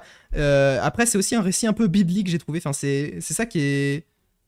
on peut le lire sous plusieurs formes, en fait, son film. C'est ça qui est incroyable. C'est que, notamment, avec au début du film, on a donc Furiosa qui est enlevé de sa terre. Donc, c'est un peu une référence à la Genèse et le Jardin d'Éden. Furiosa est un peu symbolisée dans le film par Ève, en fait. Puisqu'au début, on la voit se faire enlever alors qu'elle prend une pomme dans sa main. Donc voilà, avec Ève et la pomme, c'est un parallèle en fait. Donc il y a un peu tout ce côté biblique dans le film qui est des références. Après, j'ai pas toutes les références puisque c'est assez... il y en a beaucoup, j'ai l'impression. Mais pareil, ça parle aussi de désastres écologiques, voilà, la nature morte, c'est superbe, c'est beaucoup d'implicite en fait dans le film, mais quand tu regardes un peu plus que la surface, tu te rends compte que c'est vraiment super complet, et je trouve que ça fonctionne trop bien. Sinon les scènes d'action, c'est un film d'action quand même, donc faut que les scènes d'action soient bien réalisées, je les trouve excellentes. On a notamment la course-poursuite quand on est sur Fury Road, pour ceux qui ont vu le film, c'est avec tous les parachutes là en forme de... Ils sont tous des formes un peu étranges, mais je la trouve excellente. Après, malheureusement, j'ai trouvé que dans le film, il y avait quelques VFX qui étaient loupés, notamment au début du film, parce qu'ils tournent beaucoup sur fond vert sur celui-là, contrairement à Fury Road, puisque dans Mad Max Fury Road, ils tournaient beaucoup dans le désert, mais je crois qu'ils ont un peu niqué le désert, donc ils n'ont pas eu le droit de retourner dans le désert pour Furiosa, donc ils ont dû tourner beaucoup sur fond vert. Et malheureusement, donc c'est vrai que des fois ça peut un peu gâcher l'expérience visuelle, ça fait un peu mal à la rétine au début du film, notamment on a beaucoup de fonds verts qui sont un peu pas ratés, mais la perspective ça marche moins, il y a moins de profondeur dans l'image, donc j'ai trouvé ça un peu dommage, mais sinon on a vraiment des personnages hauts en couleur, c'est pareil visuellement. Les couleurs, contrairement aux grosses productions hollywoodiennes où ça se ternit de plus en plus, j'ai l'impression, les couleurs, alors qu'avant c'était très contrasté. Là, pareil, c'est une image très contrastée, très vivide en fait, et les couleurs sont sublimes. Donc voilà, Furiosa, c'est un film à voir absolument pour ceux qui l'ont pas vu. Parce que, après, faut avoir vu. Non, même pas, on a même pas besoin. Vous avez même pas besoin d'avoir vu Mad Max Fury Road, puisque vu que c'est un préquel, vous pourrez voir Fury Road après en fait. Ouais. Donc voilà. Okay. Fury Road qui reste quand même très bien et même très beau graphiquement, comme tu l'as dit, avec ses nombreux contrastes. Ouais, visuellement, Fury Road, c'est extraordinaire. Hein, c'est vrai, on s'extasie en regardant les palettes de couleurs qu'il y a. Bon, après, c'est sûr que quand tu regardes le désastre écologique que c'était le tournage. Ouais, voilà. Ouais. Mais oui, sinon, ça reste sympa. Et ça a commencé en 79, Mad Max, by the way. 79, ouais, ok, ouais, c'est... Après, moi, j'avais pas trop... le premier Mad Max, j'avais eu un peu de mal. Le deuxième, j'avais adoré, mais le premier, j'avais eu un peu de mal, mais... Je crois que c'est dans le premier et dans le deuxième où il y a vraiment les VFX de l'époque qui sont vraiment abusés.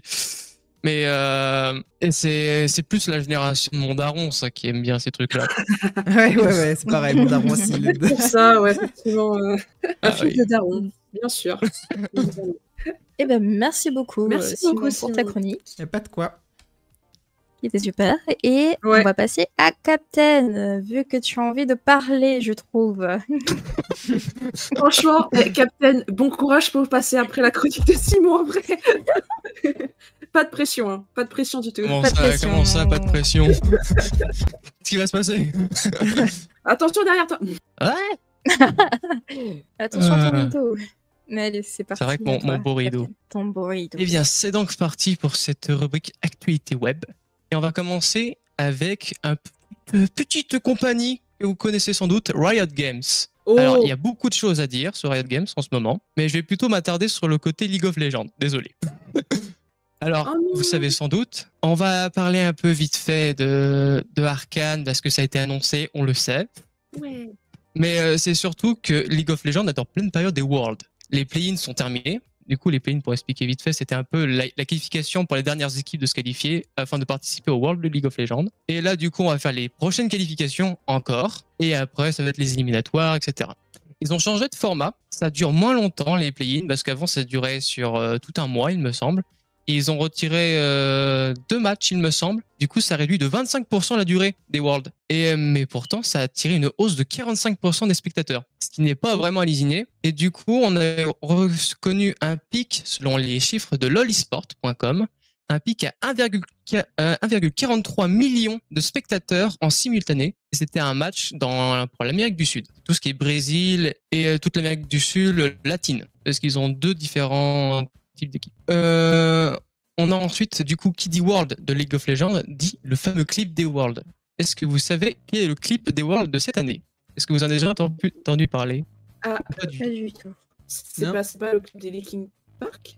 Ah si, oui, c'est Linkin Park, ouais. C'est le clip de Linkin Park, c'est Heavy as the Crown. Et bien sûr, la musique est normalement non copyright, parce que Riot Games nous donne ce magnifique gâteau. Oui, et les musiques de Riot Games ne sont non copyright, et donc tu peux les utiliser.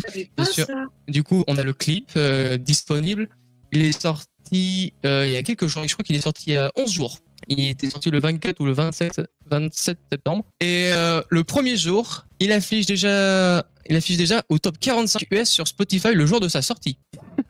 Et après, on connaît Linkin Park, c'est quand même des bons chiffres, c'est quand même quelque chose de très récent, de très solide. Et surtout Riot Games qui a une énorme fanbase. Et vous pouvez regarder les commentaires, c'est que du coréen. Oh. Et pour vous dire que quand j'ai fait ma rubrique, je l'ai écrit, en 9 jours, le clip avait déjà fait plus de 50 millions de vues. Ah ouais. Donc vous voyez toute l'aura, du coup, là c'est juste les chiffres du clip, mais vous voyez toute l'aura que possède Riot Games et League of Legends, avec toute l'aura du jeu, et ça aussi va se transformer grâce à l'aura de Arcane. Zémion, peut-être que tu ne joues pas à League of Legends, mais tu connais sans doute la série Arcane. Je pense. Ouais. Est-ce que tu as bien aimé au moins? Ouais, c'est extraordinaire Arcane. Hein, en fait, il faut savoir que il y a des événements, des personnages qui viennent dans League of Legends. Ils ont fait des skins gratuits et qui est un peu plus introduisaient les personnages de Arcane. Ils ont changé le lore des personnages. Et là, du coup, il va y avoir la saison 2 qui va sortir. Et ça va être potentiellement un rattraper des personnages, des personnes qui vont revenir jouer aux jeux vidéo, ou on va commencer à s'instruire sur le lore de League of Legends. Et il va y avoir aussi un rework de Victor, un personnage très très populaire dans la série Arcane, mais qui est très peu développé dans le lore de League of Legends, parce qu'il est extrêmement vieux dans le kit et en tant que lore aussi. Et ce personnage, je ne l'aime pas du tout dans le jeu de base. Ah, on l'aime pas dans le jeu de base? Pourquoi? Ah non, c'est vraiment insupportable de l'affronter. Ah d'accord. Donc en fait il faut le jouer. Ça sent le vécu. Ouais, non, c'est que bon, je vais pas parler du jeu en soi-même, mais Victor était un pick très populaire et qui est quand même toujours assez solide, mais il se sent vieillissant. Du coup, ça va être une occasion pour eux de ramener encore plus de gens parce qu'ils connaissent pas le Victor qu'on connaît actuellement nous depuis 10 ans sur League of Legends. D'accord. Et oui. Est-ce que vous jouez un petit peu à League of Legends ou est-ce que vous êtes intéressé par toutes les activités de Riot Games ou en général? Alors non, je joue pas à ce jeu de ses morts. Merci beaucoup Valou. Merci. Pareil. Check. Enfin, faut check. Mais après, tu peux ne pas jouer et t'intéresser au lore et toutes les histoires. Hein. Non merci. Ça ira. La série Arcane, ce sera très bien. Exactement. J'apprécierais plus la série Arcane, mais le jeu en lui-même, non. Oui, désolé. J'ai encore des anecdotes sur des joueurs, mais je ne les pas les dire parce que ça ne passe pas sur Twitch. Oh merde. Allez. Ouais. Ah oui, voilà, c'est... Là, après, il y a eu un petit aparté sur League of Legends. Il y a eu le Solo Queue Challenge qui était lancé par le streamer Tréton et qui récompensait tous les plus grands joueurs et les streamers sur League of Legends, que ce soit généralement des Français, mais qui avaient un cash prize du coup, pour celui qui avait gagné le plus de points en ranked. C'était combien, tu sais l'argent? J'ai pas le cash prize parce que je sais même plus s'il est fini, mais parce que qui dit League of Legends dit drama, etc. Okay. Mais Tréton est assez correct. Okay. Et je vous propose de passer à la suite si vous n'avez plus rien à dire. Ou si non, on n'a plus rien à dire. Simon, il joue pas à League of Legends? Non, Simon, tu joues pas Non, ne joue pas à ce jeu de ses morts. J'ai déjà joué, j'avais déjà testé, mais c'est bon, c'est pas pour moi, c'est une chose. Ouais, c'est vraiment différent. Mais par contre, allez écouter le clip par contre et voir l'animation aussi. Mais leurs clips sont animés. Ouais. Leurs clips sont meilleurs que leurs jeux. Donc Merci. C'est vrai. Merci. C'est vrai qu'il y a toujours le même équilibrage et musique. On passe à la suite avec un autre studio de jeux vidéo vous savez sans doute de qui je vais parler. Non. On va parler de Ubisoft. Super. Allez. Ubisoft. Vous avez les pauvres. sans doute on a déjà entendu parler. Il y a potentiellement, je dis bien potentiellement, une chute du studio à prévoir. On va pas se le cacher, Ubisoft a passé quelques mauvaises passes avec les dernières sorties récentes de leur studio. Que ce soit Star Wars Outlaws, qui est le dernier en date pour les fans de Star Wars. Bon, en vrai, qu'est-ce que je vais vous dire là-dessus? Ça passe, hein, on a bien regardé le 7, le 8 et le 9. Mais le jeu n'est pas incroyable en fait. C'est que le problème revient souvent avec les jeux récents, c'est pour ça que je m'exprime là aussi là-dessus, c'est qu'on sent que les développeurs et tout ce qui est l'équipe qui travaille autour sont pas très bien dans leur travail et qui du coup doivent se sentir un peu plus obligés de travailler avec les pressions sociales, le harcèlement, etc. D'ailleurs, il y a eu des journées de grève en février. Il y a eu 3 jours de grève du côté du Ubisoft. Et il va y avoir 3 nouvelles journées de grève d'ici octobre, mi-octobre. Je crois que c'est autour du 16. Du 16, pendant 3 jours, les employés d'Ubisoft vont refaire une grève afin de se plaindre de leur salaire, car ils ne sont pas assez payés, vu la surcharge de travail qu'ils ont. Et vous savez sans doute que le Ubisoft repose presque totalement sur son dernier Assassin's Creed. Je me tourne vers Valou-chan qui a déjà joué à Assassin's Creed Before. J'imagine quand même que tu attends un minima de ce jeu. On va pas se le cacher. Peut-être regarder les derniers. Alors, j'attends pas parce que je n'ai pas joué à ceux d'avant. Attends, c'est lequel le dernier jeu que tu as joué de Assassin's Creed? En fait, si tu veux, j'avais recommencé à jouer à Assassin's Creed depuis le début, à partir du 2, parce que le 1, je l'ai pas. Ouais. Et je suis actuellement à Révélation, donc encore loin. Oui, parce qu'en fait, il faut se le dire que Ubisoft sortait souvent la carte de Assassin's Creed, une grande licence, c'est à peu près leur licence farce avec Rayman, je pense, pour à chaque fois pour renflouer les caisses, etc., pour faire des ventes. Et je pense que c'est depuis Ragnarok qui s'était bien vendu, faut pas croire. C'était bien vendu, mais on ressentait moins l'esprit Assassin's Creed. On était moins côté assassin, mais plus dans le côté berserk. Ensuite, le dernier Assassin's Creed que j'ai pas trop kiffé, c'était Mirage, il me semble, c'est le dernier en date, où on avait des glitches de la matrice qui nous permettaient de faire des multiples assassinations, traverser des murs. Non. C'était trop pour les joueurs. Beaucoup de mécontentement de la part des joueurs. Et là, du coup, c'est la dernière étape avant de potentiellement la chute de Ubisoft. Car leur action et leurs ventes sont en baisse. Le mécontentement des joueurs est en hausse. Il faut savoir que depuis... alors c'est 10... Il faut que je retrouve les chiffres de la bourse, mais ils ont chuté de 5 fois. Ils ont des actionnaires qui sont... En fait, les actionnaires ne supportent plus Ubisoft actuellement. Et ça va être compliqué. Et si Assassin's Creed Shadow ne fait pas un succès, ça peut être un rachat éventuel de la part d'autres boîtes. JDG d'ailleurs se plaint sur le tweet que j'ai mis également en lien. C'est que JDG veut bien sûr préserver le studio français, Union des Bretons Indépendants Software. Et du coup, ils ont fait un tweet, bien évidemment, pour dire la sortie du jeu a été repoussée, car il devait sortir en novembre, il sortira le 24 ou le 25 février. Dans leur tweet, ils disent qu'ils vont peaufiner leur truc, donc tout ce qui est graphisme, technologie, etc. On connaît les bails. Il y a eu des leaks. Je vais vous citer la source, que je ne me trompe pas, sur écranlarge.com, qui nous cite qu'il y a eu des leakers à l'intérieur de l'enceinte, qui disent que c'est pas une mission de peaufinage, c'est une mission de sauvetage. Faut bien sûr corriger les bugs, parce que tous les jeux récents, faut corriger tous les graphismes, faut essayer de changer une nouvelle technologie. Et là, ils ont misé sur un truc qui date, sans doute Valou en avait entendu parler avant, c'est la mécanique de coop. Ils veulent faire que Assassin's Creed Shadow soit en coop, et donc pouvoir jouer à plusieurs sur ce même jeu. Alors ça pourrait être un grand coup de frais pour la licence et aussi ce qui pourrait sauver Ubisoft actuellement. Donc on attend en fait on a vraiment envie que ce studio survive, que ce soit pour le bonheur de la France ou même par fierté pour nos licences qu'on a aimées comme Rayman, Assassin's Creed ou d'autres jeux. Ok. Est-ce que vous avez un mot à dire pour Ubisoft? Bon courage, hein.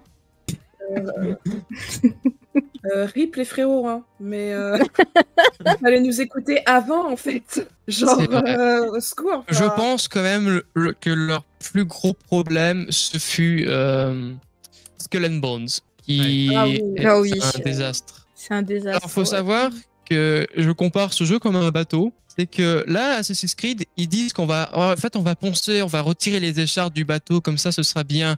Alors qu'en fait, ils sont en train de placer les planches. Black Flag, pendant qu'ils étaient en train d'annoncer la sortie, ils n'avaient même pas encore choisi l'arbre à couper. C'était à peu près ça le développement. Du coup, ouais, c'est surtout je pense que c'est surtout un problème de communication et de restructuration parce que il y a toujours un problème entre développeur et éditeur.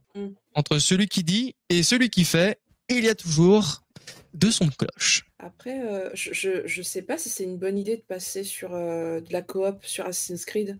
Parce qu'ils avaient fait ça, je crois, pour Unity et sur un autre jeu. Et ça a pas très bien pris, je crois, si. Mais en fait, c'est qu'ils voulaient faire ça, un autre jeu, qui voulait que ça change un petit peu. Et c'était en projet.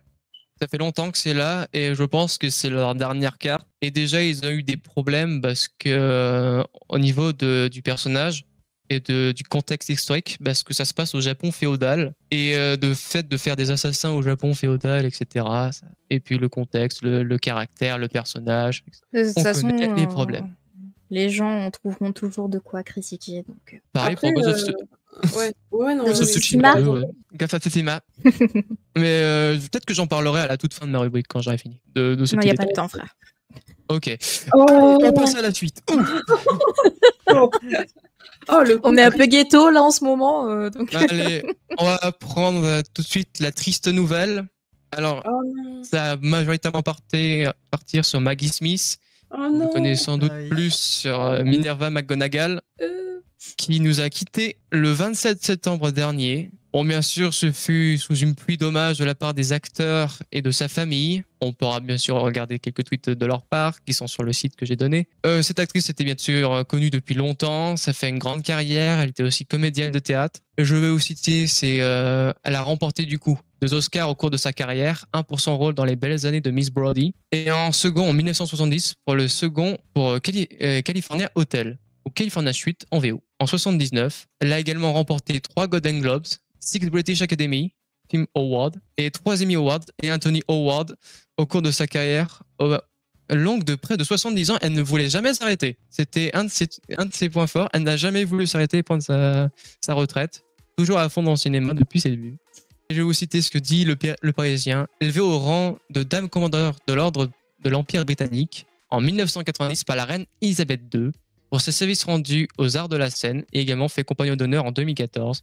Elle est considérée comme l'une des actrices britanniques les plus influentes du XXe mais aussi du XXIe siècle, selon le Parisien. Et ça, c'est quand même reste un bel hommage. Et aussi, ce que je trouve dommage, c'est qu'elle a été connue pour la saga Harry Potter, certes, mais on ne reconnaît pas assez les autres talents généralement quand tu as un rôle marquant, que ce soit dans d'autres films ou tu es en comédien de théâtre. Il y a aussi récemment eu la mort d'un acteur français, Michel Blanc. Je ne l'ai pas mis dans la rubrique, je vais seulement l'évoquer.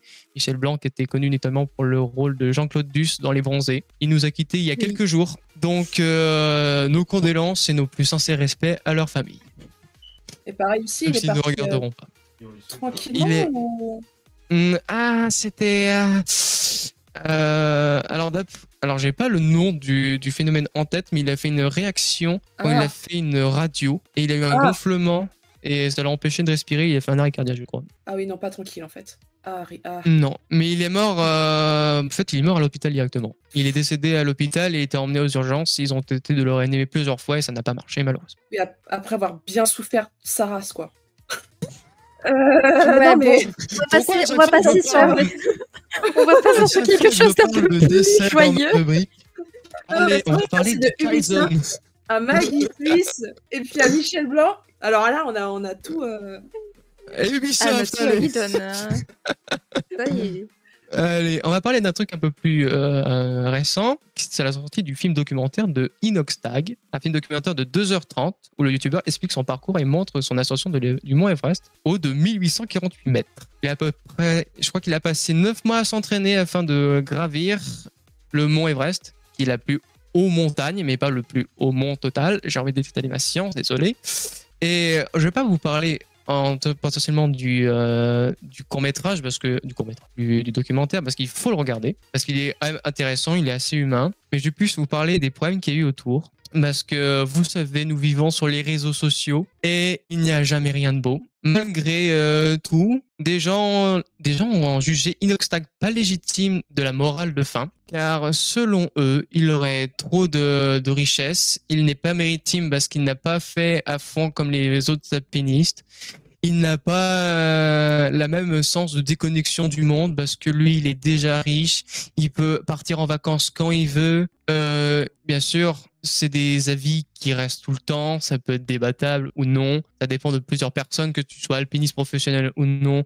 C'est une aventure qu'il a vécue et qui nous raconte dans ce documentaire et qu'il faut regarder, je pense, qui est vraiment un bon truc. Mais aussi, quelque chose qui avait sans doute fait parler, c'est qu'il était sorti au cinéma, ça vous le savez sans doute. Mais il était payant. Et les gens se sont plaints que la sortie cinéma soit payante et que pour 2 jours après, il soit gratuit sur YouTube. C'est sûr que les gens qui sont allés voir au cinéma l'ont eu un peu mauvaise de base. Mais il y a eu aussi un autre problème, c'est que vous connaissez sans doute la chronologie des médias. Surtout toi, Simon, je pense. Et Tristan aussi, je sais qu'il la connaît bien. Qui empêche, bien sûr, tout documentaire ou film qui sortent d'être reposté sur d'autres plateformes. Par exemple, on va prendre le cas de Black Widow qui était passé la dernière fois. Il était sorti au cinéma et Disney voulait le sortir sur Disney+, ce qui est impossible avec cette loi. Et il fallait attendre 4 mois. Là, c'était la même chose, sauf qu'il a une licence spéciale qui lui permet, du coup, sous 2 jours de diffusion, de pouvoir poster sur YouTube directement après. Mais il y a eu un problème, c'est que ça s'est bien passé sur 2 jours, mais les 500 séances limitées par cette dérogation ont été dépassées par la boîte le distributeur MK2 qui avait choisi de dire on va faire 350 séances, mais vu le nombre de personnes qui voulaient regarder, on a fait 1000 séances. Du coup, Inoxtag n'aura pas de problème, c'est à MK2 de payer l'amende qui est de 45 000 €, bien évidemment. Tout de même. Mais je pense que ils ont juste fait le calcul bénéfice amende. Ouais, c'est ce que j'allais dire, c'est une broutille avec tous les films qui vont sortir en vrai. Ouais, mais c'est sûr que bon, je pense que la chronologie des médias, c'est un bon truc pour préserver le cinéma, certes. La chronologie des médias. La chronologie. En fait, c'est bien pour préserver le cinéma, pour forcer les gens à aller voir et payer, et toujours que ce soit rentable. Mais tout ce que ça peut engendrer comme problème envers les plateformes ou les youtubeurs, en fait, c'est juste que cette loi est trop vieille pour notre société actuelle. Et c'est d'ailleurs accusé que cette loi du chronologie des médias, elle est anti-jeune. Du coup, ça ferait que le cinéma soit anti-jeune. C'est peut-être fait exprès. Peut-être que c'est fait exprès. Et tu m'intéresses parce qu'en parlant de youtubeurs ou de streamers, il y a le Z Event. Oui, pas ce Z là. Du coup, je vais quand même présenter l'événement caritatif du Z aka Zerator, qui se déroulait du 6 au 8 septembre avec 50 heures de stream incluant des grands noms du streaming français. Je vais citer Antoine Daniel, Mister MV, Domingo, Link, JDG. Merci. Mais aussi des streamers en distanciel. Alors, cette fois-ci, on a eu plusieurs associations. On a eu 5 associations. Parce qu'avant, c'était choisir des associations, c'était un peu compliqué.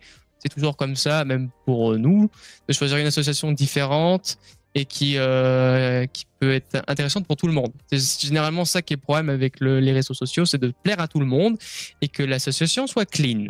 La lutte de cette année fut contre la précarité et je vais donc vous citer les 5 associations. On a eu du coup une aide pour les étudiants avec la COP1, aide étudiants pour alimentaire, matériel, culture, sport, etc.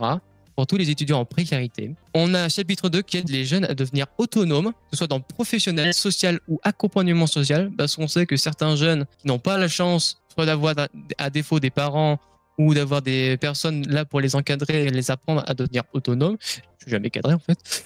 Et c'est sûr que ça peut être un bon coup de pouce pour eux. On a bien sûr la solidarité paysanne qui est dans le domaine de l'agriculture, parce que niveau sociétal, si on perd nos agriculteurs, on est dans la merde, quoi.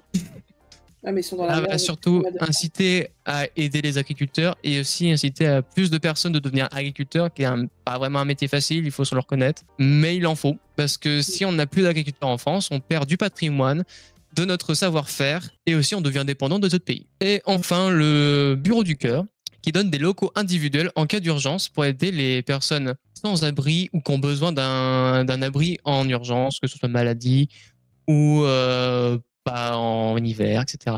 Du coup, c'est des locaux individuels. Et enfin, bien évidemment, le secours populaire, je n'ai pas trop besoin de dire ce qu'ils font, parce qu'ils font tout. Alors, qu'est-ce que quelqu'un a le chiffre exact de la cagnotte de cette année? Moi, je l'ai sous les yeux. 10 millions. 10 millions des broutilles, ouais, je sais pas. 10 millions. On est à 10 millions. 9. Attends, c'était pas. Attends, je l'avais en fait. C'est Allez, pas je te laisse 5 secondes. 5 5, 4. Non. Ok, bon, bah. Ouais. 10 millions 145 000. Oh, merde. 10 millions 145 881 euros. Le record n'a pas été battu de l'année dernière. Mais je pense que si on est encore à se demander si on va battre le record et si on doit le battre, bon, en fait, ça sert à rien. En soi, on récolte de l'argent et 10 millions, que ce soit 10 millions 100 000 ou 10 millions 400 000, c'est toujours 10 millions. C'est quand même 10 millions de fous. Hein. Eh oui. Mais je sais pas si vous avez regardé un petit peu les streamers du The Event. Moi, j'ai plus regardé des clips et des moments sur le The Event. Surtout, été impressionné de la performance de Samuel Etienne, qui s'était vraiment donné. Et aussi regarder... Pardon, excusez-moi. Elle dit quoi? Qu'est-ce que tu as dit? Oui. Et également Mister MV qui nous a fait une présentation parfaite. Salut, moi c'est Xavier, je suis nudiste, j'adore le popper, c'est les enterrements. Voilà, merci MV pour cette petite phrase. Ah, c'est ça que t'as retenu de MV pendant tout The Event, toi? Ah, franchement, moi ça me... Non. Ah ouais? Non, mais franchement, Mister MV est toujours goldé et on s'est tapé des fous rires avec Feu Pro, du coup je l'ai gardé sur mon voice mode. Mais super. En fait, il y a beaucoup de super concepts et beaucoup de super streamers, de super moments. Regardez ce que vous voulez, ce que vous voulez. Allez, moi je me casse. Mais du coup, moi je sais que j'ai suivi un streamer. Ouais. Link, toi en particulier, du coup. Ouais, avec son contenu du The Event, ouais. Tu l'attendais de fou. Ouais, je l'ai que suivi, lui. Les autres, ça m'intéressait pas. Oh. C'est vrai triste, que aussi le message de fin de Link était très bien, aussi. Il faut se le dire. Ouais. T'as pas dormi ça faisait... Si, quand même. Mais ça faisait longtemps qu'il n'était pas revenu au The Event aussi. Il était là en 2018, je crois. Et après, plus du tout. Ouais, du coup, là, ça fait une belle nostalgie de le revoir sur l'event, quoi. C'est cool. Bah alors non, parce que je le suivais pas en 2018. Ah, yes. Ah ouais, d'accord. On suit pas le GOAT. D'accord, j'ai compris. Bah non, j'ai commencé à les suivre en 2019, donc... Ah oui, ouais, ok. Ça... Voilà, quoi. Ouais. Mais ouais, c'était cool. De toute façon, c'est qui vos streamers du The Event préférés, les gars? Du coup, Link, pour toi? Bah oui. Pour Simon, est-ce qu'on peut deviner Simon? Ah merde, j'aurais dit Link ou Domingo, j'ai bien aimé les deux. Domingo a des bons coups aussi. Et toi, Domingo, il a eu un gros potentiel. Hein. Ouais. Puis Domingo a eu la chance d'inviter des guests, que ce soit c'était l'humoriste Laura Felpin, les frères Lebrun, etc. Même Antoine, je crois que c'était Antoine Griezmann qui était venu. Il y a eu un footballeur, il me semble. Non, il est pas venu, il a fait un don. Il a fait un don. Il a appelé et il a fait un don. Ouais. C'est même pas Riot Games les premiers donateurs. Non, c'est Lena Situation. Avec 11 ou 2 euros près, je crois. Voilà. À 2 euros près, non. Si, c'est un peu. Elle a donné 20 000 balles, Lena Situation. Mais Riot Games, ils ont donné 20 000 tout pile et je crois qu'elle a donné 20 011 ou un truc du genre. Il y avait et c'était une histoire de dizaines et t'as les gens qui étaient en mode Riot Games alors. Non, moi j'ai un peu essayé de suivre un peu tout le monde, mais c'est vrai que j'étais beaucoup sur la cam de Tonton effectivement et de Clément Viktorovich qui était là pour la première fois sur le The Event et puis je suis un peu passée chez tout le monde, j'ai un peu regardé tout le monde et je voulais pas rater le fameux karaoké de Little Big Whale aussi. Le quiz de GG, il y avait beaucoup de choses en fait qui devaient revenir. Donc, j'ai surtout été sur Tonton que j'attendais et sur Clément Viktorovitch. Ouais. Voilà. Bah, moi, Mister MV, j'ai déjà les GOAT. Hein. Voilà. Non, Clément Viktorovitch, c'est un GOAT aussi. Hein. Franchement. Ah, si, et puis il y a eu. Comment elle s'appelle aussi la plus jeune du The Event Elidia, oui. Elle a 20 ans, je crois. C'était cool, c'était chouette de voir des nouvelles têtes, etc. Donc, ouais. Ouais. Eh bien, merci d'avoir écouté ma rubrique et ma foi très longue. Merci à toi. Eh ben, merci à toi. On va clôturer. Hein. Vas-y, clôture-moi. Tout ça. Oula. Ouais, on va clôturer Captain. Bah écoutez, nous, on est sur la fin. C'était chouette de vous revoir. C'était chouette et c'est triste de vous quitter. Ça va, Simon? Mais ça va? C'était très cool. Ah, j'ai adoré. Très cool. C'est vrai? Ouais. On te revoit au prochain? Bah, ça va alors. Ouais, bah au prochain, moi je suis chaud hein, si vous êtes chaud aussi. Il est chaud. Il est chaud. C'est bon. Il est chaud, on est chaud, c'est bon, c'est parti, c'est acté, c'est bon. Trop cool. C'est trop bien. Et du coup, on se retrouve le mois prochain, hein, comme d'habitude, le premier dimanche du mois. Bah, merci à vous d'avoir été présent, d'avoir fait au chronique et merci la régie justement. Oui. Merci Tristan. Je te montre pas mais qui est à côté de Simon. Je balance au cave. Le troisième bras de Simon. Donc on va vous laisser sur le thriller du chapitre 7. Nous, on se dit bye bye. Au mois prochain. Bye. Des bisous. Salut. Bye bye. Bisous tout le monde. Salut. Salut. Allô. Les gars, je crois que je me suis fait kidnapper.